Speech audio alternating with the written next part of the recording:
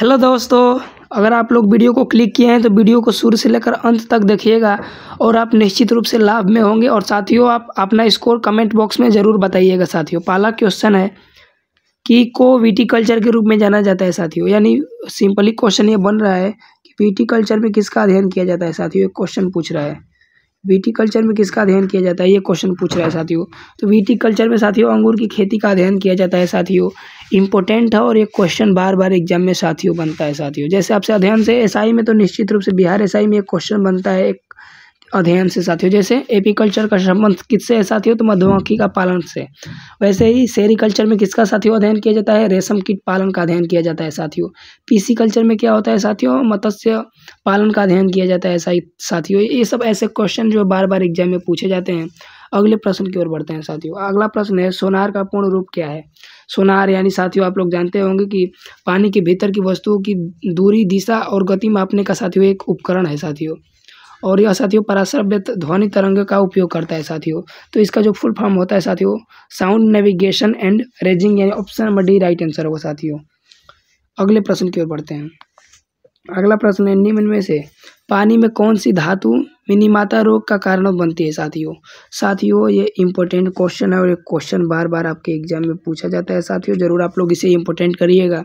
तो साथियों, जो पारा मरकरी यानी पारा मरकरी होता है साथियों, आप लोग को कमेंट बॉक्स में बताना है पारा का संकेत क्या होता है। साथियों, और आप लोग को और इम्पोर्टेंट फैक्ट बता दूं, जैसे पारा एक भारी चमकीली धातु होती है साथियों, जो कमरे के तापमान पर तरल अवस्था में पाई जाती है। इंपॉर्टेंट क्वेश्चन है और क्वेश्चन ये बार बार पूछता है कि ऐसी कौन सी धातु है जो कमरे के ताप पर तरल अवस्था में पाई जाती है। साथियों, तो मरकरी यानी पारा, और Hg इसका संकेत है। ये भी आप लोग याद रखिएगा। अगले प्रश्न की ओर बढ़ते हैं। अगला प्रश्न है 1857 के विद्रोह को किस कवि ने देखा था। साथियों ये इंपॉर्टेंट क्वेश्चन और ये क्वेश्चन आपके एग्जाम में बार बार पूछा जाता है। तो साथियों आप लोग सोचिए, आप सभी जानते होंगे साथियों कि जो 1857 ईस्वी का क्रांति हुआ था साथियों, वो कहाँ से स्टार्ट हुआ था। साथियों, मेरठ से स्टार्ट हुआ था। ये भी क्वेश्चन बनता है साथियों। तो साथियों देखिए, इस प्रश्न का जो राइट आंसर होगा साथियों, मिर्जा गालिब। क्या होगा मेरे प्यारे भाई, मिर्जा गालिब, यानी option number C right answer होगा। साथियों, option number C right answer होगा। साथियों इंपॉर्टेंट है और ये क्वेश्चन बार बार एग्जाम में पूछता है साथियों। और साथियों इनका एक इम्पोर्टेंट फैक्ट मैं बता दूं साथियों, इनका शायरी एक है साथियों, हमको मालूम है जन्नत की हकीकत, लेकिन दिल को खुश रखने को गालिब ख्याल अच्छा है, गालिब ख्याल अच्छा है। साथियों, ये मिर्जा गालिब लिखे हैं साथियों। और ये 1857 ईस्वी का विद्रोह देखे थे। आपसे क्वेश्चन बनेगा कि बिहार में 1857 ईस्वी की क्रांति का नेतृत्व किसने किया था साथियों, तो वीर कुंवर सिंह जी किए थे, यानी कुंवर सिंह। अगले प्रश्न की ओर बढ़ते हैं।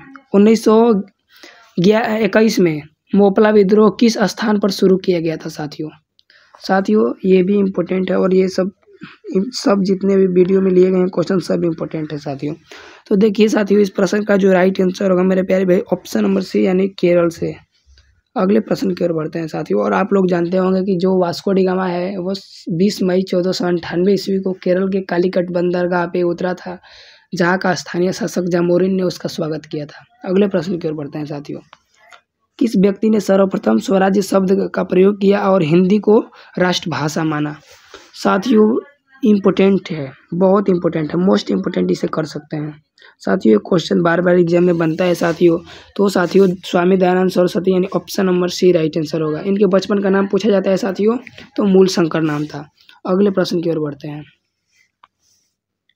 भारत का वह कौन सा राज्य है जिसका वन आच्छादित क्षेत्रफल सर्वाधिक है साथियों, यानी सबसे ज़्यादा वन किस भारत के किस राज्य में है साथियों, तो साथियों मध्य प्रदेश में है साथियों, यानी option number B right answer होगा साथियों, मध्य प्रदेश में। साथियों इसे टाइगर स्टेट के नाम से भी जाना जाता है, ये भी क्वेश्चन आपके एग्जाम में बन सकता है।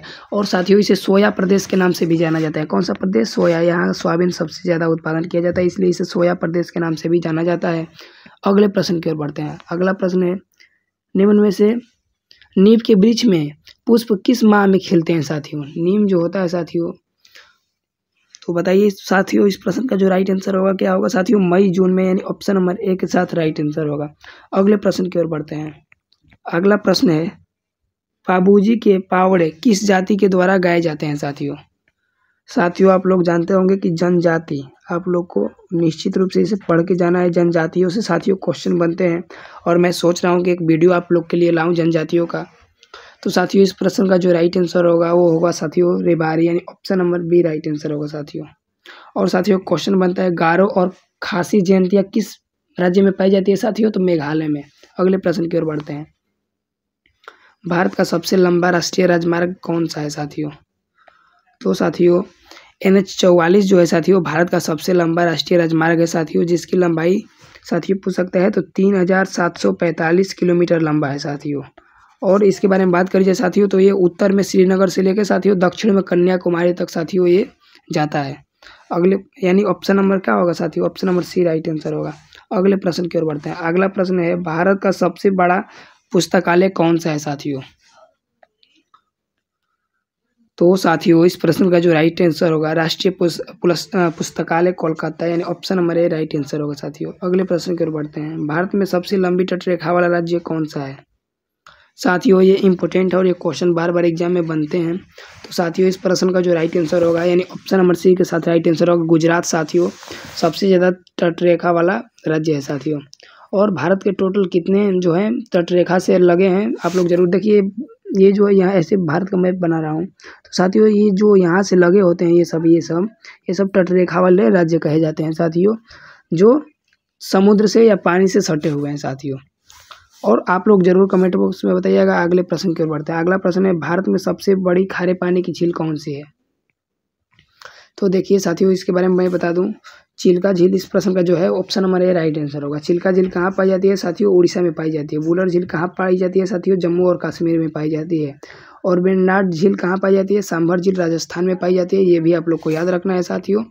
अगले प्रश्न की ओर बढ़ते हैं। अगला प्रश्न है मेजर ध्यानचंद्र का उपनाम क्या है साथियों, आप सब जानते होंगे साथियों कि हॉकी के जादूगर के रूप में किसे जाना जाता है, मेजर ध्यानचंद्र जी को जाना जाता है, यानी ऑप्शन नंबर ए राइट आंसर होगा।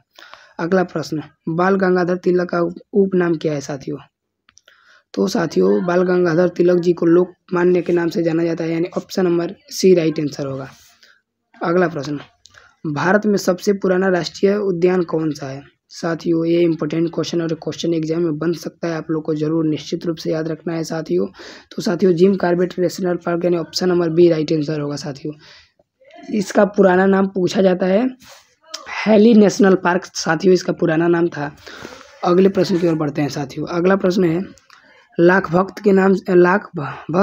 के नाम से किसे जाना जाता है साथियों, तो साथियों कुतुबुद्दीन ऐबक को साथियों लाख भक्त के नाम से जाना जाता है साथियों। किस लिए जाना जाता है, क्योंकि ये बहुत दानी था साथियों, इसलिए इसे लाख भक्त कहा जाता है, यानी option number C right answer होगा साथियों। अगले प्रश्न की ओर बढ़ते हैं। जिम कॉर्बेट राष्ट्रीय उद्यान कहाँ स्थित है, तो साथियों इस प्रश्न का जो राइट आंसर होगा ऑप्शन नंबर बी यानी उत्तराखंड में साथियों। उत्तराखंड का एक जिला है नैनीताल, आप लोग सुने होंगे साथियों, नैनीताल